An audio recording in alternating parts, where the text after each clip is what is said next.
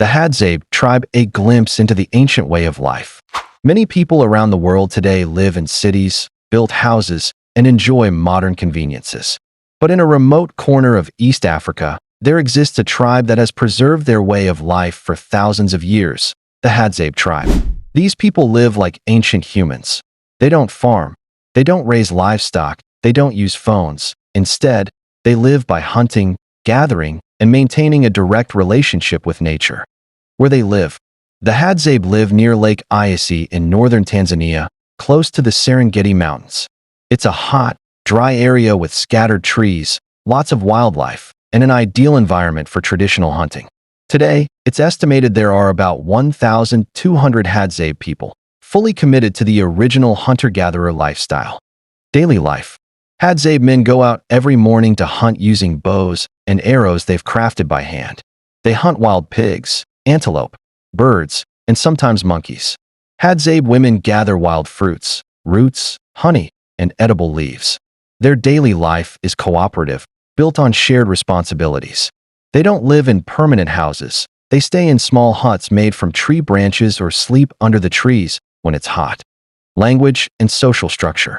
The Hadzabe speak the Hadza language, a rare click language composed of unique popping and clicking sounds that are hard to find in other languages. Their society is deeply egalitarian. Everything is shared: food, resources, and even responsibilities. There are no rich or poor among them. Some researchers say the Hadzabe are among the happiest people in Africa, as they don't deal with economic stress, unrealistic expectations, or social pressures. Challenges facing the Hadzabe. But this beautiful lifestyle is under threat. Their land is being encroached by farmers and herders. Sometimes the government takes their land for tourism or conservation. Some of their children are pressured to attend modern schools, distancing them from their roots. The Hadzabe are not primitive. They simply choose to preserve their bond with nature. The world should learn from their patience, cooperation, and deep connection with the earth. So we ask, who is more advanced, modern society or the Hadzabe? Traditional food and preparation. Main foods. A. Wild game meat. Men hunt wild animals such as bush pigs, antelope, monkeys, and sometimes large birds. They use handmade arrows, some of which are tipped with natural poison from trees to ensure a successful kill. B. Fruits and roots. Women and children gather various fruits, especially baobab fruit rich in vitamin C and calcium. Edible roots dug from underground, which provide natural sugars. C. Wild honey. They love natural honey. Certain men follow a bird called the honey guide, which leads them to hidden hives. They use smoke to drive away the bees and harvest honey, often eating it with meat or on its own. D. Wild vegetables. Though they don't farm, they consume boiled leaves, crushed plants, and chewed roots for nutrition. Food preparation. A. Cooking meat. Once they hunt, meat is roasted over an open fire, no pots or pans involved. Some meat is smoked or slow-cooked on sticks over the flames. B. Preparing fruits and roots. Many fruits like baobab are eaten raw. The roots are chewed to extract juice, sometimes smoked or boiled depending on their type. C. Consuming honey. Honey is usually eaten raw and shared among the group. D. Food sharing. There's no concept of my food.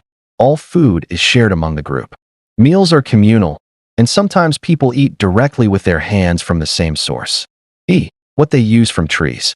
Baobab. They crush its fruit and mix with water to create a natural juice. Honey trees. They break branches to reach hidden hives. Water roots. Some roots have drinkable liquid inside, providing a natural water source. The Hadzabe diet is 100% organic, taken straight from nature and prepared in the most traditional way. It's a powerful lesson that simple, self-sufficient living is still possible. Marriage and social traditions. 1. Choosing a partner. No forced marriages. Hadzabe marriages are based on mutual choice and affection. Parents don't interfere in choosing a spouse. The man and woman decide on their own.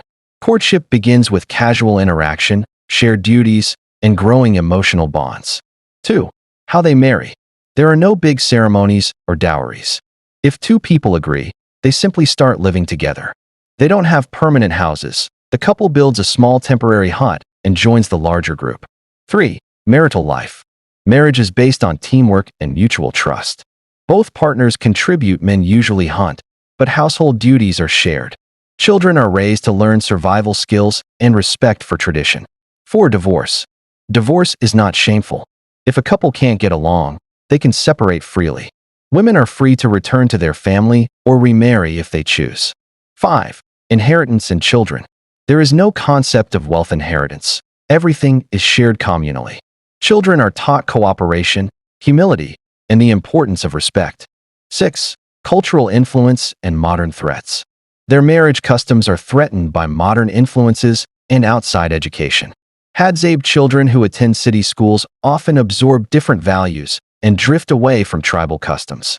Conclusion. The Hadzabe marriage system is based on freedom, respect, and cooperation. There's no pressure, no forced roles. It's a natural bond between equals. It mirrors their entire philosophy, a free people living on their own terms. Let me know if you want this turned into a narrated YouTube script with voiceover suggestions, thumbnail text, and tags.